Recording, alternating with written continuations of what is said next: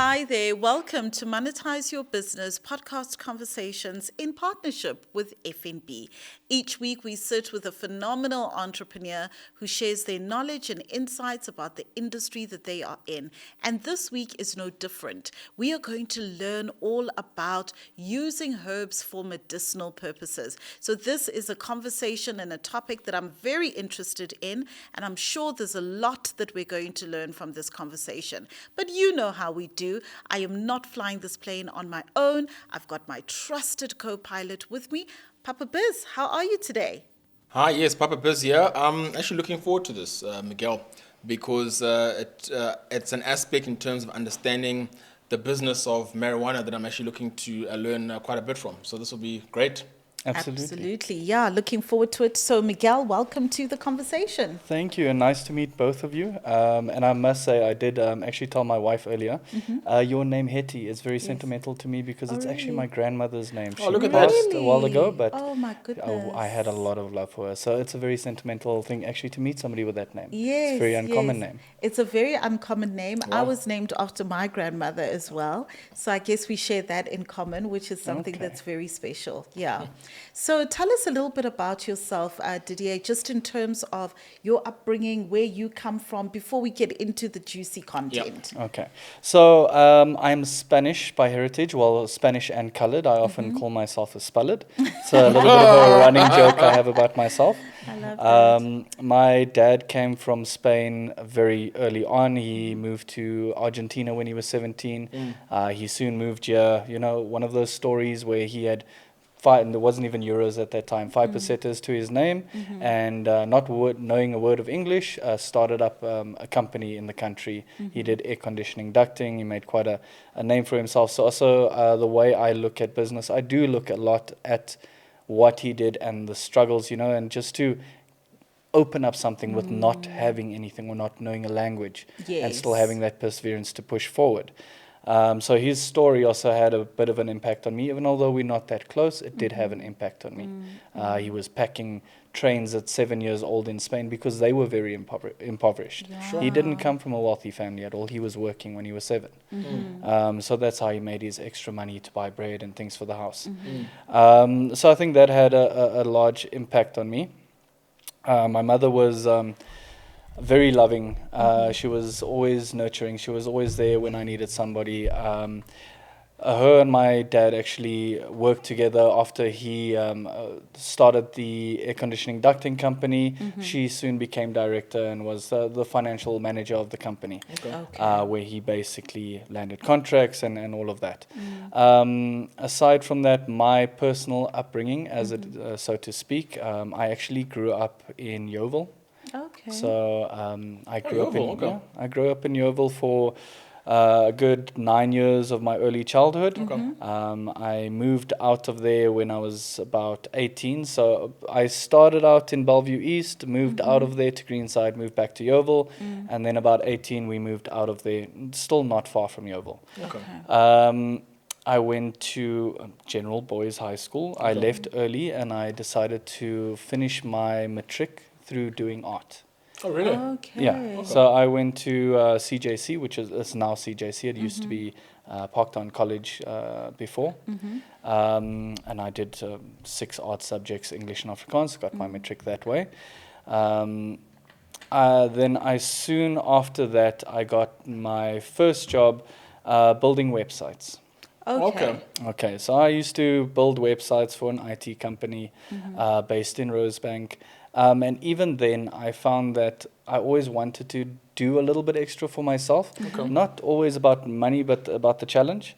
So I used to do, I come from marketing and graphic design and photography. So I used to have all these odd jobs after hours where I used to go take photos of club events and things like that. Just building up my portfolio. And I did a lot of model shoots and things like that. So that was extra income for me, but it was more about the challenge involved there that is not a regular 9-to-5 job. Because there are challenges with dealing with people, trying to acquire customers and things. Soon after that, I... Just quickly, so did you grow up as an only child? No, I did have brothers and sisters, but they were much older than me. So kind of, I was an Age only gap. child, yeah. So I was a late lamaki, or late bloomer, or as you know what I mean. So my mother had me very late on. Okay. And yeah, my siblings were very far. What was the removed. age gap with your youngest? 20 years. 20? Wow, Wow, that is geez, quite that Well, is quite a gap, the eh? closest is 11 years, but after that, my other two are 20 years apart. Wow. To me. That is quite a gap, eh? It is quite a gap. So, yeah, and then from there, I decided to go out on my own a little bit. And then after going out on my own, I got offered a decent job at an automotive company. Okay. So in graphic design. So I started out there in doing graphic design. Within the first year, I started handling the marketing for the company, Oh, wow. the media relations. Incredible. So I noticed I was able to get into spaces or positions very quick and very easy. I think it's just the way I deal with people. People, you know, the people are attracted to people. Yes. So I think it's just the way I deal with people that open up these doors for me. So I was managing the marketing department and handling the media fleet and the media relations for about 4.5 years while there. Sure. I left after that to go work for my father. Family business doesn't always work out as one expects or plans. So from there, I'd learned a lot of things in engineering specifically. Where that took me to the next level of my entrepreneurship or my consulting services, so to speak. I started consulting for other engineering companies, but it was more on the sales and marketing side. Okay. So the first company that I consulted for, they did pipe spring hangers. What's Mostly, that? so it basically, you're the boilers that you get at Eskom, at Engen and at Kasuli, at the power stations. Oh, and okay, the things. power stations. The pipe springs actually hold up the boilers, and they hold up ducting and piping and things like that, so that those things are secured. And it's such an intricate process there that I learned so much about the quality management side of things. Oh, wow. To Yes. understand the amount of documents that you need to actually get a product passed. Wow. So that was a very good understanding for me to where it actually led me to later on with the cannabis. Yes. So with that company, I landed a 13 million rand EPC deal from an international company from Dubai. Wow, look at that. Jeez, So good that God. was a welding job for 2 years. Sasol in Sassolberg, I landed them a 47 million rand maintenance job for 3.5 years. It was Wow. a 3-year contract. So, Incredible. I was able to hone my sales skills and the understanding of compliancy that's involved with that level of business, because compliancy is very key when you're working in engineering or medicine or something like that. It is a compliancy game. As much as it's manufacturing, the majority of the business is making sure everything is compliant. Compliant, eh? Exactly. So your quality assurance is key.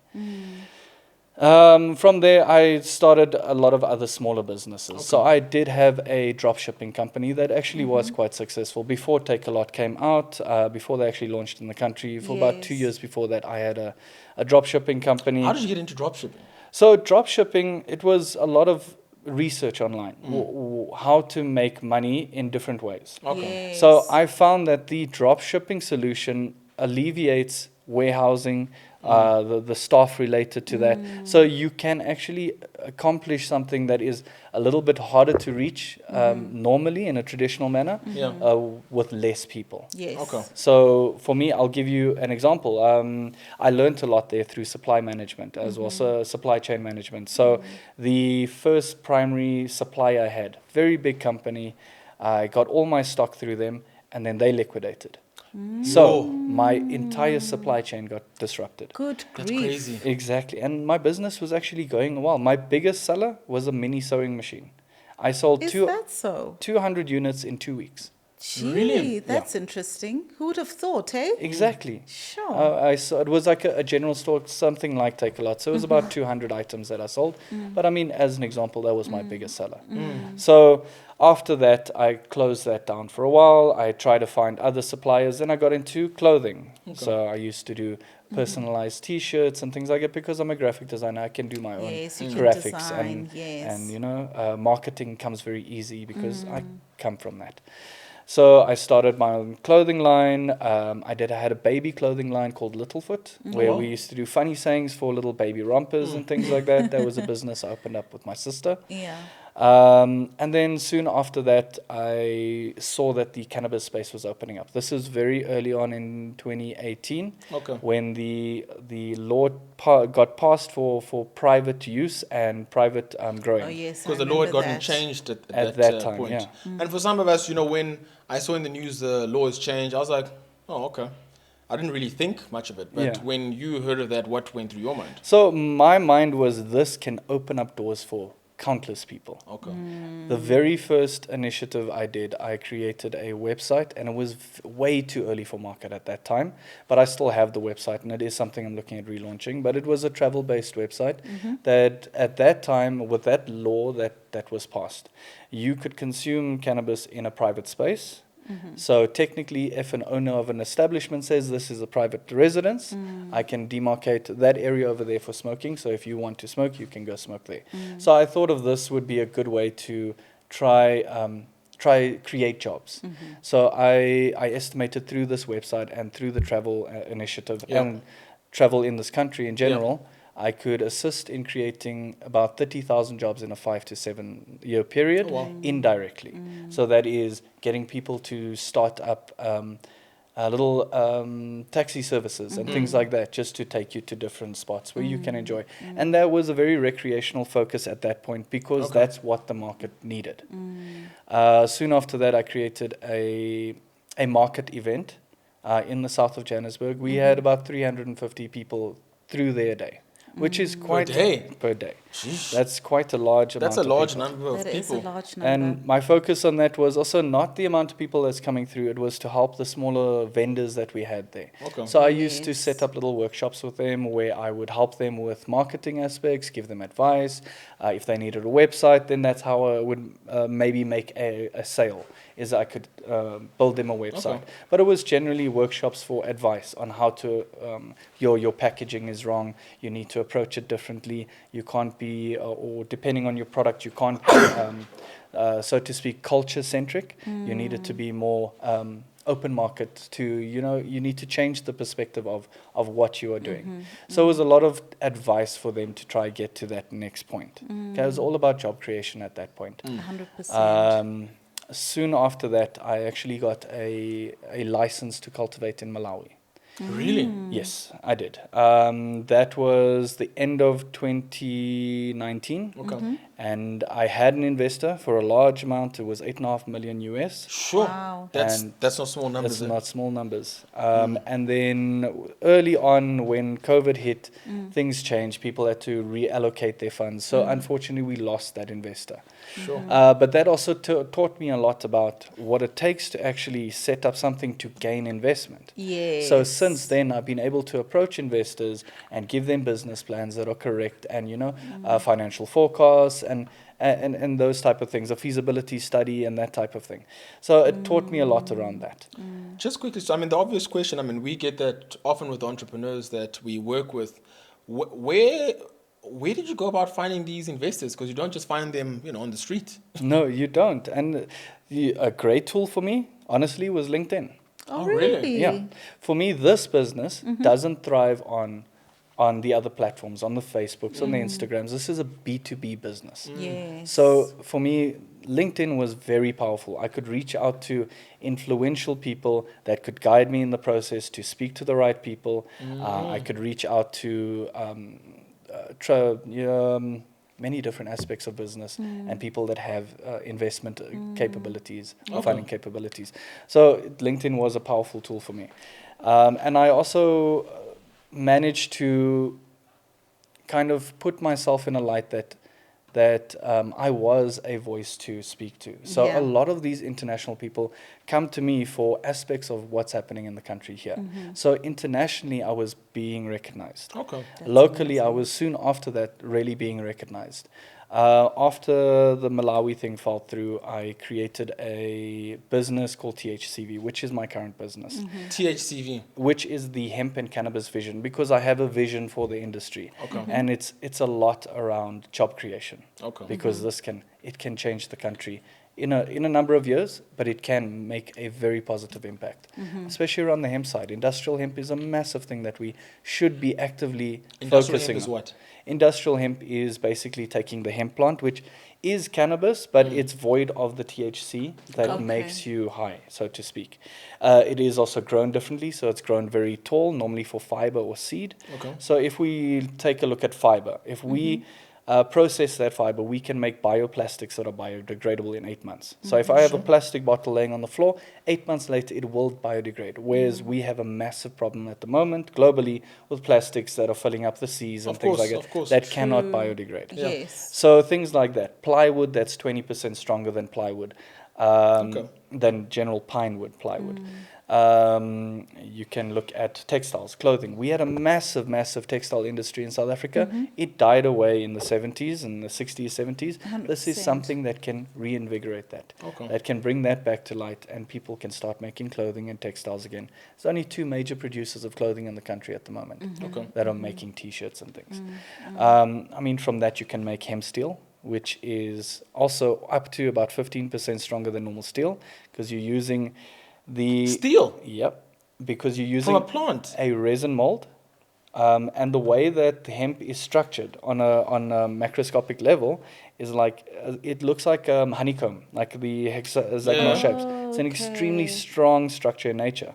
So if you combine that with a strong resin, you can make steel, technically steel, that is lighter than average steel and just as strong. That's so interesting. So That there is are many, absolutely many aspects fascinating. of hemp that should be explored. As an example, cattle feed. Cattle feed, it's amazing for. Your byproduct of your hemp that's left over, you use it and sell it as cattle feed. I had no idea it could be used for all of these things. Seed for human consumption, that you can replace a lot of maize need as well with seed consumption, because it has a lot of the amino acids that your body needs that can't really get in many other plants. Okay. So it even has the blood plasma. It can replicate the blood plasma quite effectively when you look at the molecular structure of it. Okay. So there are a lot of avenues when it Yes. comes to hemp. So do you see the job creation vision coming from the fact that it's able to touch so many industries and therefore create so many different jobs? Absolutely. And I do think the second tier processing is what South Africa needs to focus on. So first tier processing is you have your hemp farm Yeah. and you process that into broken down material. That's your first tier processing. The problem with that is the machines that you need to do that, which is your decortication machines, they are charged as mining equipment on the VAT side. So the cost to bring them into the country is astronomical. Astronomical, yeah? Absolutely. Into do it into a viable bulk production stage. If you're doing small harvests, you can buy smaller machines. But to actually make it viable as a business, you do need to do it large scale. You need to do a 200 hectare farm. A 50 hectare farm won't give you the return on investment that you need. And unfortunately, hemp is also quite quite a high investment market to get into. Okay. It's not, you can't start it with 10,000 Rand. Yes, yes. Your yes. license is 15,000 Rand, but to Wow. get your farm going is going to cost you way more. Yes. And this is also a perception I've noticed in the market, that people think it's easy to get into the cannabis business on a high level or the hemp business. It requires funding, and this is very unfortunate. And this is where government does need to play a stronger role into actually providing funding, especially for the hemp side. The cannabis side has been set up over the last few years. It has been heavily regulated. It is a medicinal product, and it is understandable. There is also an aspect of the market that is recreational, which these are your recreational smokers that use it for enjoyment, as per drinking alcohol. Yes, yes. They use it for enjoyment. And the difference is alcohol, alcohol does actually do more harm technically. If you Yeah. look at it on an actual level, it does do more harm. There's been 0 deaths globally from cannabis ever.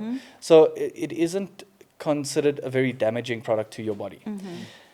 Okay, so aside from those Because what I things- wanted to check is what I had seen, since the law was changed, Yeah. and I'd have these discussions with my parents who are teachers, and they'd talk about the destructive nature that they would see with kids in the schools who were actually engaged with marijuana. Okay. And so they were very unhappy with the government changing the law because they're like, this is a gateway drug and so on. But there afterwards, I would see in the malls, different, these big malls, you'll see different kiosks and so on where these companies are now selling different cannabis-based products and so on and so forth. And those places are busy. Those Yeah. places are very, very busy.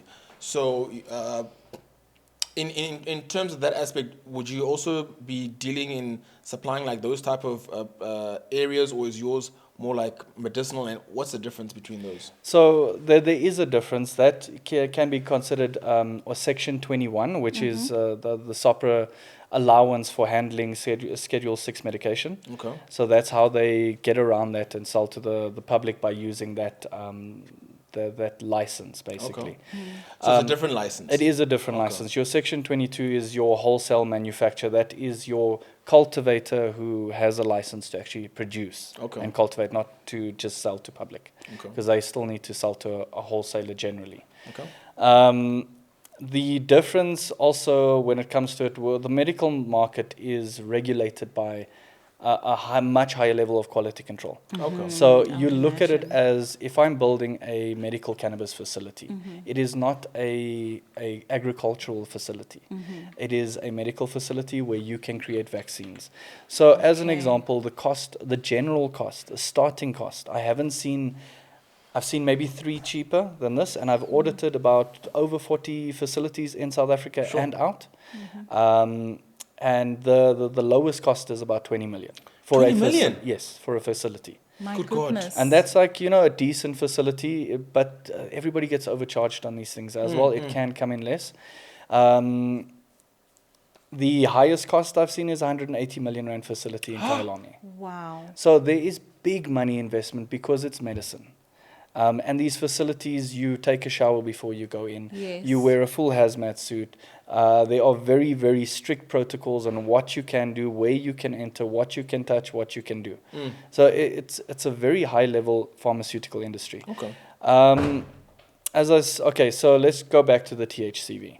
So when we started THCV, or a little bit before that, we managed to secure our first contract. It wasn't a contract for sale, it was a broker's agreement contract that we were an exclusive broker for a German company for 5 years. Okay.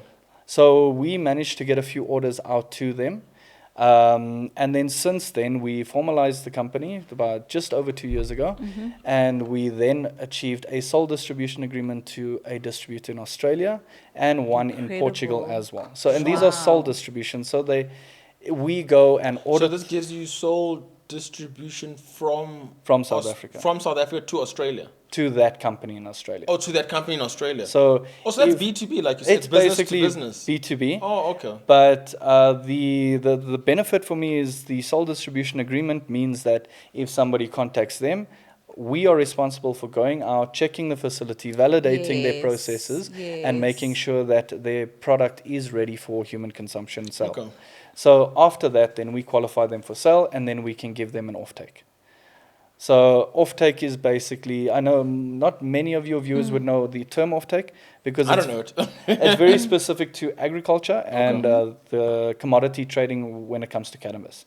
So offtake is basically the contract for sale.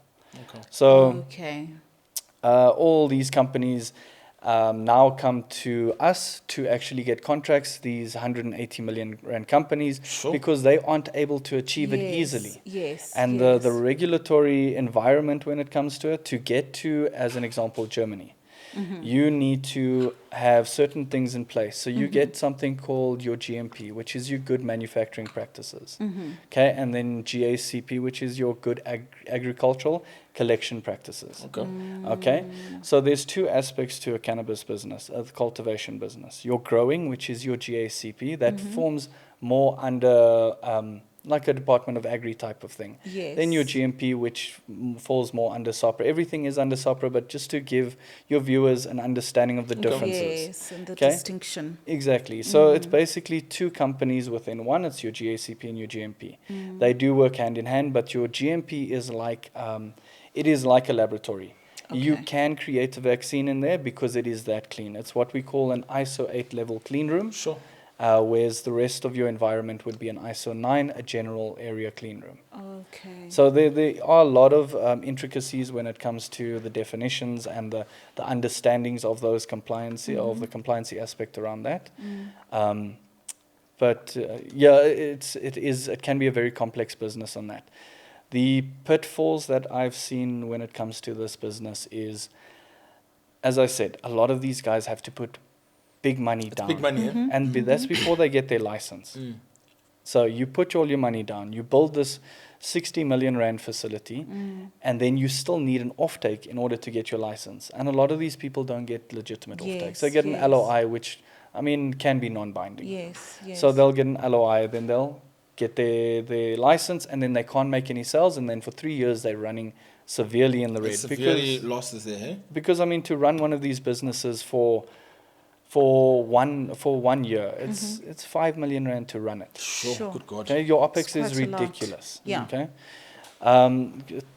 The consumables, all the protocols and procedures. Every harvest that you do, you need to get it sent to a laboratory to test as an independent auditor, so to speak. Yes. So they would test the microbials, they would test the metals in it, your yeast and mold, and your cannabinoid profile. And then based on that, then it can either be appropriate for market or not. And if it's not grown well, that product has to be destroyed. Sure. So Incredible. it is a huge risk going into this business, and that's why there's so much few. capital invested in a facility to keep it clean. So since then, besides obtaining the offtakes was the first avenue in business that we saw a gap, because nobody was able to achieve it. So we good with people. We're good with expressing our understanding of the industry, understanding of the business, and in turn, people start trusting us. Yes. So they give us the contracts, then we start giving out small contracts to each little. We've got 7 facilities contracted to us at the moment, solely for Australia. Wow. Just for Australia? Just for Australia. That's impressive. Sure. So we've got 2 big distributors in Australia that we use, and on average, we send about 35 kilos per facility per month. On average, Wow. which is quite a large amount. The local market doesn't consume that much from one facility. Exactly. Yes. That is a very international distribution type of thing. From a business perspective, how do you manage the logistics around that? So the logistics do take time, and we do rely on the facilities a lot to manage their own internal logistics. Okay. When it comes to actually exporting, we have trusted partners that will collect the stock, will thermal wrap it, will put a data logger on. So a data logger is, if the flight is halfway to Brisbane at the moment, I can log on, I can check the temperature of the product, I can check everything. Okay, So lovely. those are trusted partners we have to actually do the deliveries. Since the time of actually finding that gap in the market, we've then noticed that the facilities aren't all built right, because with that first contract we had, we've had the German auditors come out to South Africa, and we've taken them through several facilities in the country, and we've learned a lot through them when it comes to what a facility needs to have in place. What it should have. Exactly. And many of the South African facilities fall short. So as an example, we had 10 days and we audited 13 facilities in 10 days. That's express audits. Sure. Only 1 facility on that first visit got a contract. Really? Because that's how Rigorous and it needs to be. And that's how our compliancy or understanding of what the facility needs to be locally falls short to international standards. Yes. Even though, because SAPRA as a health regulatory body, they're still learning a lot of the aspects of what is required for international, facility design specifically. So from there, we found our next gap, and we started advising on where to fix up facilities. So with the audits we do an audit report, and we do a suggestion list for certain aspects of the build design. Yes. And we do a checklist for them in order to get to market. So with that aspect, we've also managed to land a few contracts where we build facilities. So at the moment we've got, I received a letter of appointment last week for a sizable facility in the south of Johannesburg. Wow, Oh, look at that's that. great. That's Fruit fantastic. farms in Walkerville area. Okay. And that is, it's quite a decent amount. It's close to 30 million for that project. Sure. And then I've got another one in Cape Town that they're offering me the license because obviously they've seen what we can do. So they've given Yes. us the license. Now I'm looking for investors for that particular license, which we want to potentially move to Gauteng. But these things do come my way because I built up a lot of trust in the Yes, industry. 100%, yes, yeah. over the years. So, I mean, look, sure. I mean, we've gone through quite a lot, and as we're looking to wrap up on this, because there's so much we could talk about, what, our viewers are, young entrepreneurs, what type of advice would you give to the entrepreneurs if you're just looking at your story? Never give up. You can start 20 different businesses, one may work. Don't give up on the first one. That first one is a learning lesson. Every business I've been into, every job I've had, I've learned a little bit about that.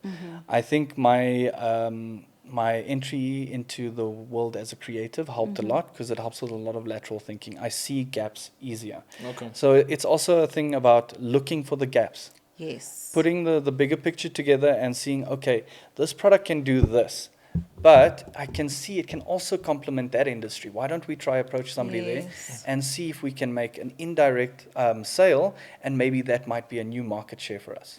So it's also looking at business a little bit differently. I mean, you could sell shoes, but it's also the packaging around the business.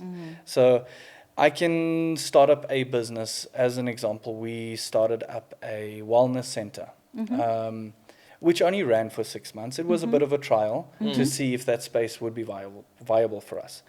Within a week, we had a website up. We had all our stationery done. Amazing. We had brochures done. Those are things that people look at and think, okay, this is a professional business off the bat. Yes, yes. They don't even need to go further. Oh, these guys know what they're doing. Yeah. Your business profile, your websites, your things like that, it's very crucial to the way people perceive you as a business owner, Yes. as a person that is capable to make moves. Yes. So getting those things done early on, and these things can be done relatively free. It doesn't take a lot of cost. Canva is free. You can do Exactly. Canva, brochures. The tools, resources that are Exactly. available. WordPress is technically free. You can get a lot of free themes. WordPress can be complicated for somebody that hasn't really delved into it. But generally, if you spend a little bit of time and you look a few tutorials online, you be can able to work figure your it way Figure it through it. out, That's cool, yeah. man. So, I mean, I built websites in 2 days for a business I'm starting this week. Okay. As an example. Incredible, yeah. So it's never giving Never up. give up. It's also looking at the quickest ways to make you look as an established business, because people will pay quicker on an established business or something that's perceived to be than somebody saying, oh, I'm going to try out something, True. And it's also when it comes to products. So whenever I did product sales, it was get it out to market and get the response as soon as possible. Because don't wait for it to be perfect. Get it out, hear what the feedback is, then And you get can that feedback. adjust. Get that feedback, because that feedback is crucial for the way you move forward. Yes, Okay, cool. yes. For yourself, Papa Biz, what has been your biggest takeaway in today's conversation? You've spoken about a lot. And, when one looks at where things are currently and it's big numbers that one is looking into, I think one aspect that you spoke about that really resonated with me, like when you were younger and then you got into this area and you were, doing the graphics and so on, and very quickly became the marketing manager for the area. That spoke to me because it's almost that in everything that we do, if we can do it and look to be excellent at what we do, it brings you to a level where you are able to identify opportunities, but that level remains with you such that later on, when bigger opportunities come aboard, they think of you. And that really stuck with me in terms of your story, that, look at how you conduct yourself and think bigger than your current space, because later on that could really come to one's benefit. Absolutely. So, Didier, if a person would like to be in contact with you, maybe they'd like to get more information from you, they're fascinated about this industry, they might want to see how they can further tap into it, how can they go about that? Okay, so generally you can get hold of me either through my website, which is www.thcv.co.za, or you can email me at didier@thcv, which is didier@thcv.co.za. Those are probably the best ways to reach me. Cool. Okay, fantastic. This has been such an inspiring conversation. I've thoroughly enjoyed it. I think my biggest takeaway was the fact that, there are different ways to be able to use things, and really learning from your entrepreneurial journey has been absolutely amazing. Monetizers, that brings us to the end of yet another power-packed and information-packed episode. Please leave a comment down below. Let us know what resonated with you the most. And of course, don't forget to plug into all of our social media platforms. That is at Monetize Your Business. And don't forget to hit the subscribe button so that you don't miss out on any other future episodes that we're going to have. Until next time, bye-bye.